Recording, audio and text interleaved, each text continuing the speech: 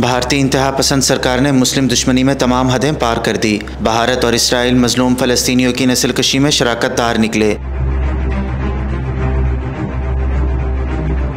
भारतीय कार्गो जहाज़ 20 टन से ज़्यादा मुहलिक गोला बारूद और धमाका खेज मवाद के हमरा चेन्नई से इसराइल की जानिब गामजन है।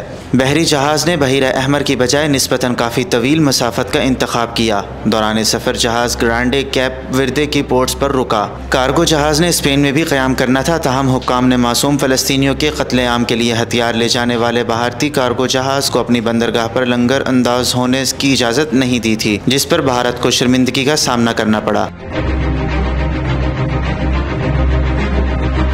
इससे कबल हैफा जाने वाले जहाज़ को अशदूद की तरफ मोड़ दिया गया था, जो कि रफ़ा और गज़ा के बिल्कुल करीब है। पहले भी भारत ने इसराइल से $3 अरब का असला दरामद किया था, जिसे वो चीन और पाकिस्तान के खिलाफ इस्तेमाल कर चुका है, और अब भारत इसराइल को निहत्ते फ़लस्तीनियों के खिलाफ असले से लैस कर रहा है।